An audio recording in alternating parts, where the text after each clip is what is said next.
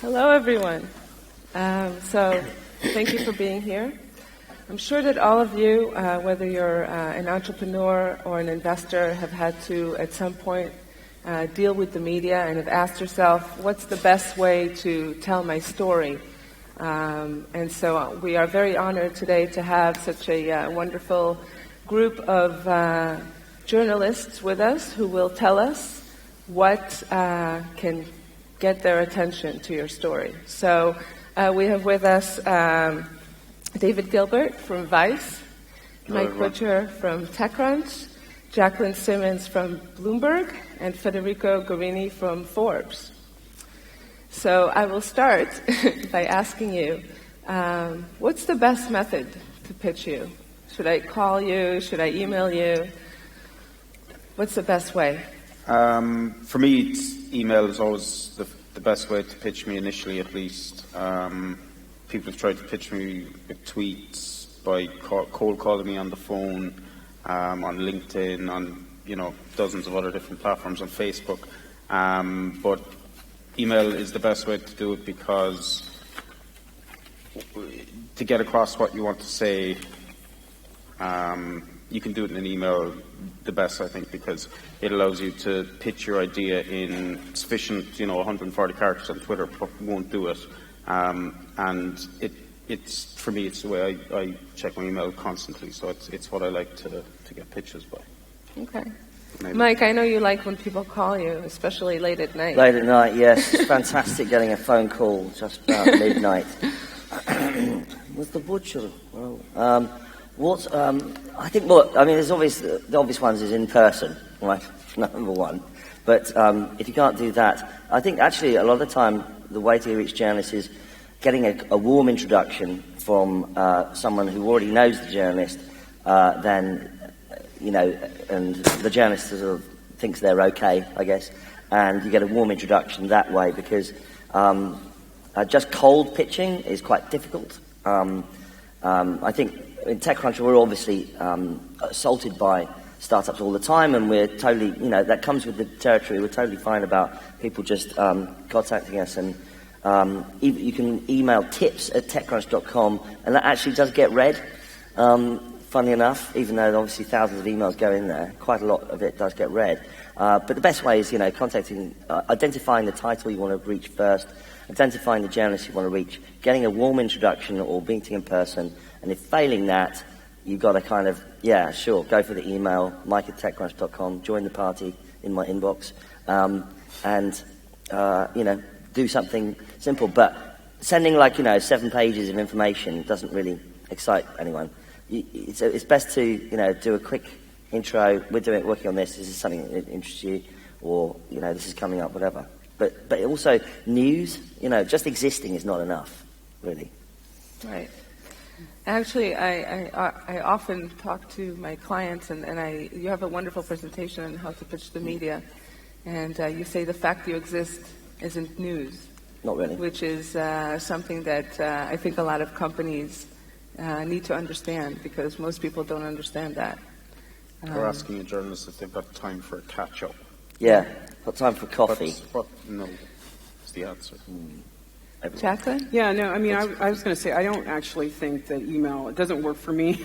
I don't always read my emails, and I don't actually get the spirit of a pitch through an email. So I really think that, we're dealing with, at Bloomberg, we're talking to thousands and thousands of companies that we cover every day. News is moving really fast, and I think that the most effective way for me is really to get the introduction, but talk to the owner, talk to the executive, talk to the CEO, look into their eyes, hear their story, hear their narrative, get their pulse, because no one's ever going to pitch a story as well as the person who owns something.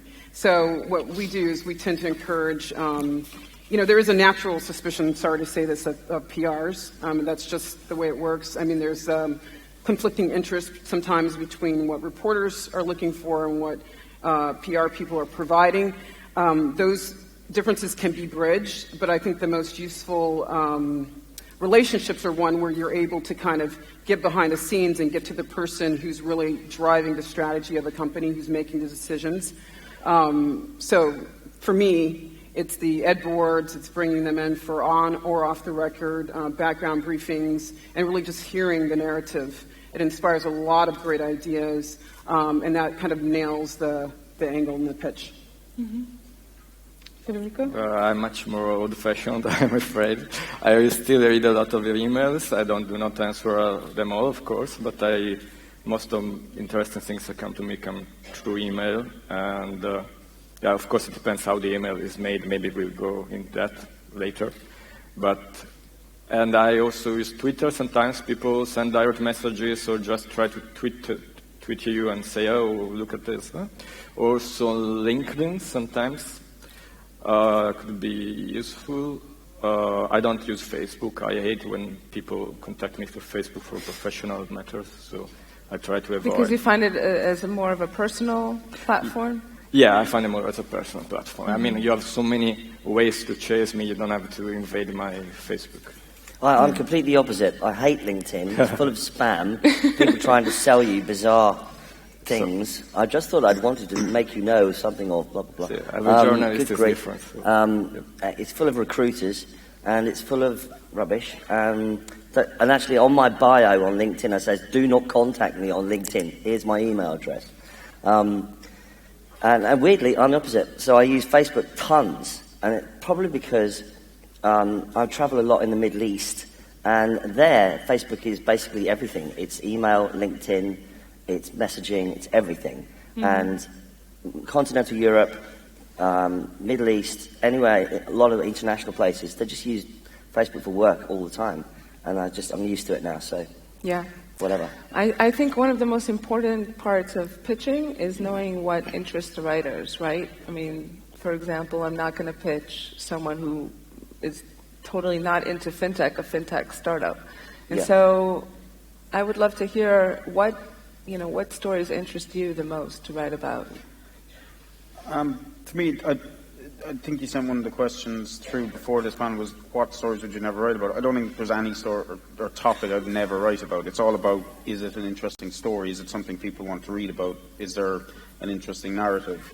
For me, I write quite a lot about tech, about cybersecurity, but I write about a broad range of topics. And if you do look at what I write, I guess that's the best way to get a sense of what I like to write about.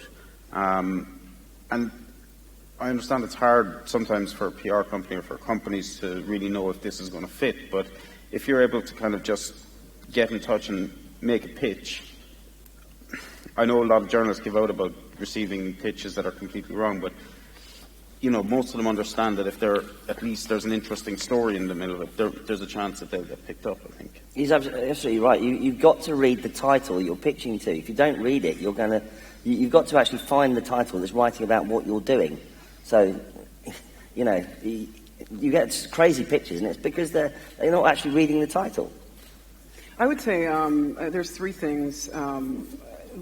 There's so much disruption going on with policy right now that I think that any pitch that can sort of loop it back to the bigger picture, that can sort of give the backdrop to some of the changes that are going on in markets and governments and policy, and sort of loop it back to, this is why you have to care about this business change now, or this is how my business or my idea is, going to disrupt this space, given what's happening in the background. So I'd say policy and its impact on business and innovation is one, and I'd say the other one, two areas that I look for is, tech. We have a tech vertical at Bloomberg that is run from San Francisco. That doesn't sit in my group, but I have a swath of industries, that are directly affected by technology. So, automotives, healthcare, consumer. So when, for example, a CEO of a very large, global food company is standing there yelling at me because of coverage, of how we're writing about junk food they make and how they're making nutritional products to fix the problems caused by junk food, and then telling me what you really need to be looking at is how food is being disrupted in terms of breaking apart molecules and making the perfect food that doesn't make you fat, but makes you healthy. I'm thinking, okay, that's an interesting story. Because you're basically telling me a traditional industry that's being completely disrupted and changed by X. I'm interested. And I'd say the third area really interested in is diversity. Looking at how talent is being shaped, changes in the workforce, how companies are looking at their hiring practices and changing it to make it more reflective of a diverse workforce. There's a lot of appetite for that right now.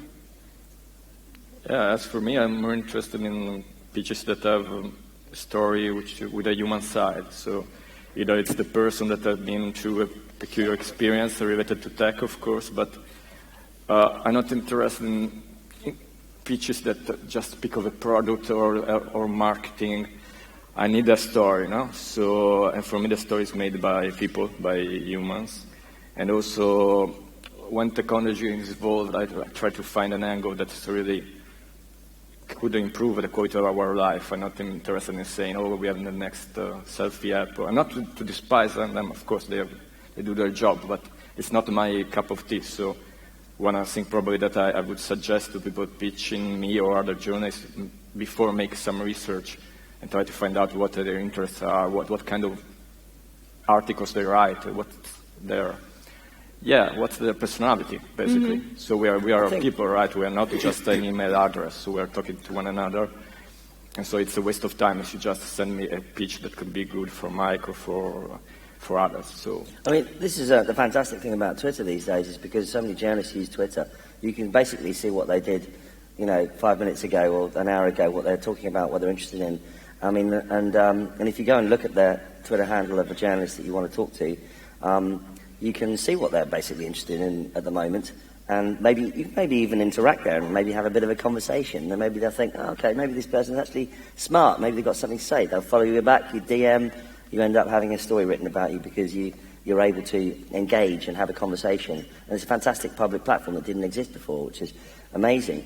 But I think one of the things that we're all looking at right now, all of us, and you mentioned that in your thoughts about the wider background, is that we're all talking about cybersecurity now, because Trump and the administration in Washington has completely thrown everything up in the air, and you've got thousands of people going into the US now who are having their phones confiscated, their devices looked at, passwords looked at. We're all absolutely desperate to cover this right now, and right now, personally, I'm looking for a startup that can allow me to turn my phone into Happy Mike. Mike that looks totally innocent before he crosses the border, and then you switch it back to evil Mike or whatever afterwards. And I need a startup that does that. There's a lot of startups that do what they call BYOD, bring your own device, in business, so that you can separate the phone from your business stuff to your personal stuff. Now that's going to be an explosion of work in that area because of what's going on in the wider security world right now.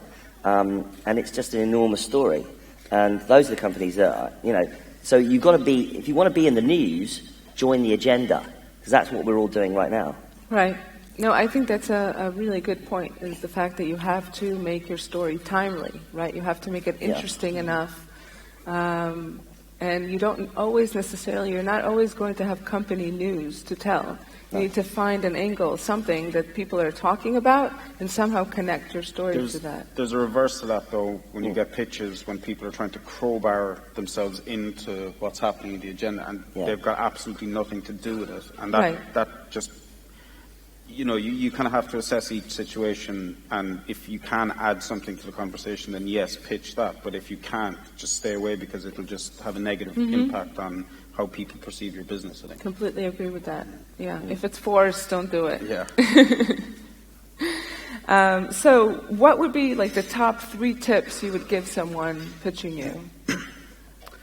I think number 1 is don't try and pitch the same story to Vice, to TechCrunch, to Bloomberg, to Forbes, because it just doesn't work. Yes, you can, if you're a PR, you can promise your client, I'm going to try and get you into everywhere, and you'll end up getting into nowhere. Pick 1, 2 maybe, and whether it's a blog, whether it's you're looking for the business angle, whether you're looking for kind of a unique inside story, just focus on 1 or 2, and then, as Mike said, go and research the journalist. journalists are the only people using Twitter and Donald Trump. And people put everything on there, and you can find out what they like, whether they're serious, funny, and it's very easy to pitch them, or not very easy to pitch them, but you can get quite a good sense in it. So I would say definitely number one is focus on your target audience. Do you want to talk to TechCrunch crowd, or do you want to talk to Vice crowd? Because they're quite different readerships, I think. Yeah. The second one is don't oversell. If you oversell, and I pitch the story to an editor based on what you said, and it turns out that you're just kind of hyperbole, then I'm never going to cover you again, probably, because it's just really annoying. Is that 2 or 3? That's 2, I think. That's 2. Enough, probably. I think they're the 2 main ones for me, anyway. Mike? I don't think there's not necessarily a right way sometimes, because perhaps you might be the most boring person in the world and have quite a dull product, but it might be actually transformational at that moment in time, and maybe you don't really know. Sometimes you just don't know. But, I mean, like I said earlier, warm introductions are much more useful, I think. But I think the way to do it is really to sort of do what a journalist would do, which is to really tell a story. Here's a problem. Describe what the problem was or the background. A lot of entrepreneurs often create their company because they're scratching their own itch. They've seen a problem and they really passionate about solving that problem, and maybe something happened to them in their life, and there's a real sort of interesting maybe backstory to why they're trying to solve that problem. And I think if you can do that, then you'll pique the interest of the journalist in the sense that there's a story here. Just going straight in, going, we do X for X, Y, blah, blah, blah, doesn't really kind of set your world on fire particularly. Starting with the problem, what you're trying to solve, gives you someone a bit more context to understand what you're doing. Just a general thing. Yeah, I think for me, it's really explaining how do you differentiate yourself? What's special about you? Because there's an app for everything, and there's hundreds of thousands of people creating startups every day, and it's so. How did just a small example? I was downstairs earlier. There's 2 teenagers who pulled me aside to pitch me on their education-based app, and I quickly found myself. It's like, that's cool, but, what about you? What's your story? What's your narrative? I'd also add, I think I'm very drawn to tales of woe.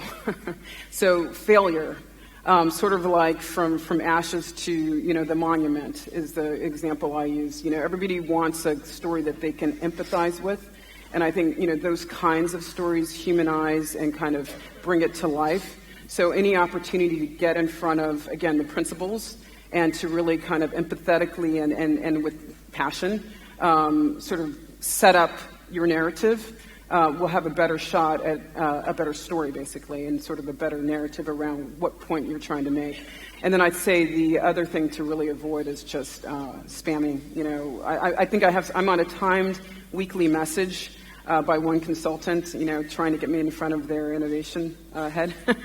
And I will get to that person, but, it's not going to be now. So probably hounding is not maybe the best. Yeah, as for me, as I said, as I get a lot of emails and try to read them, the subject, the title of the email it's crucial. So pay a lot of attention to that. And this could make the difference from one email that you read and another. And as I said before, make some research about who you are writing to, so what are his passions, and also keep it short. Keep it short because we don't have much time, unfortunately. Yeah. And please avoid all this pre-made stuff like, we want to democratize the access to, we're going to disrupt. Okay, sometimes it's okay, sometimes it's, but most of the time it's overselling, like you said. So, yeah. You get so many of them that right. Changing the world. Yeah. So what's the best pitch you ever got? A guy sent me a wooden box once. Totally a wooden weird. box? A wooden box which had no information other than open me, and I had to find to figure out how to open this wooden box. Eventually I opened it, and of course there was a press release inside. I mean, come on. I can't even remember the name of the company now, though. But it did stick in my memory as one of the weirdest things that's ever happened. Was there a point to the wooden box? Or? No, it was just kind of like fuck with your brain, basically. Oh my God, what the hell's going on? There's PR companies do all sorts of stupid things to try and interest journalists, don't they? When I worked in an office regularly, don't so much now, I'm often on the road, you would often get, someone would have a bright idea in a PR agency to send journalists a cardboard box which was extremely light. And you go, what on earth's going on? You open up the cardboard box and a balloon would float up with a press release attached. I mean, it was like, oh my God. Somebody's had this idea several million times over. So it's funny because you immediately start talking about the bad ones, not the good ones, because the good ones lead to good stories, right? Right. And actually, I think that it's quite fun to, journalists are interested in finding things out. That's the kind of people they are. And if it's all on a plate, I mean, you wouldn't really do the job. We're interested in finding things undercover or hidden a little bit. Which is why I say it's so important to really know what's going on right now in terms of the news agenda. And pitching, the perfect pitch often doesn't necessarily exist because it's often about what's going on right now. But I think just being human and normal is the best approach. Trying to come up with crazy gimmicks I think the best pitches have occurred, again, in the ed board setting when you have the owner or the CEO of a company really, peeling through the layers. So, for instance, we had the CEO of a major pharma company saying, I'm going to cure diabetes within a decade. I'm like, oh, I want to know more. That's a story. They ended up pushing back that target, but still, I mean, it got my interest. Or another pharma executive saying, we're building a connected lab, and this is going to revolutionize the way that, lab and pharma companies operate, how science works. That was actually a really nice story. Or the time when a media executive says, the UK is about to introduce rules that will disclose how much women get paid at companies versus how much men get paid. And it's telling me how much angst, that's causing the CEO, who happened to be a woman, about sort of disruption internally that's causing because it's the new changes and everybody's going to know. So it's those kinds of, you don't know you're being pitched to, in fact, and you walk away thinking it's like your idea. But those are, in fact, the most effective, best pitches. So again, it's human contact and just discussion. Yeah, I think if you get an email and you read the first two sentences and you just stop and you go, okay, this story immediately, then you know that's a good pitch. Mm-hmm. It's obviously that's not an easy thing to do all the time, but if you can kind of think why rather than what, I think is a good way of going about it, because you have to say to yourself, why would this journalist be interested in the story, not what am I talking about? It's why. The why is kind of the crucial thing, I think. Yeah, it's very important to catch their attention get that right at the beginning. Straight out of the back, because if you go into the details of your product, if you're pitching an app or a new piece of hardware and you're going talking about megapixels or processor speeds, then, my eyes will gloss over and I'll just press delete. Yeah. How many emails do you get a day? Like a couple of hundred. Not. Pitches a day? Yeah. Oh, pitches, yeah. I don't think people realize how many emails you guys get a day. And so you need some way to filter that, right? And so one way is through connections, is someone and they give you good stories, and so you open that email.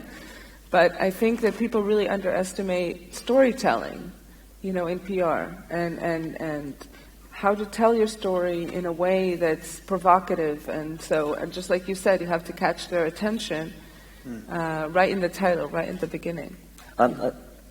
You made a good point earlier, which is the opening gambit is really important. Just get to the point quickly. Everybody's super busy. And if you literally sat there and opened every email, you'd never get any work done.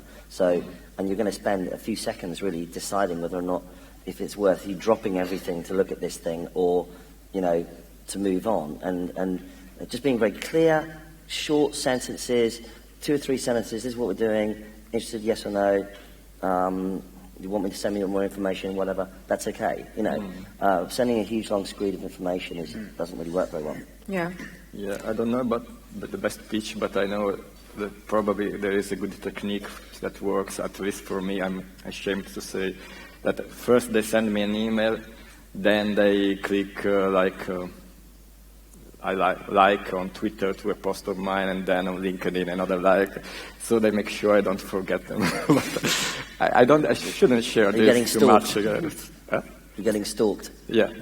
Playing into your journalist egos, that's always a good way to do it. Oh yes, fantastic. Yeah. Tell them how great they are. What do you think is the biggest misconception that people have about the media?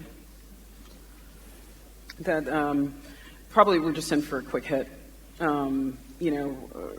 Especially with our model, we are doing the quick hit because, we have to get the news headlines out fast, and we have to be first, and we have to be timely. I mean, our model is really very much based on that. But I think at the same time, people forget that, we're very much interested in narrative.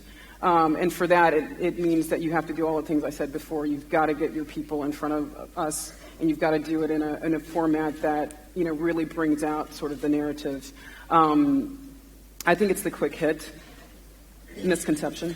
The people don't understand that you should be thinking about what you're doing in terms of context.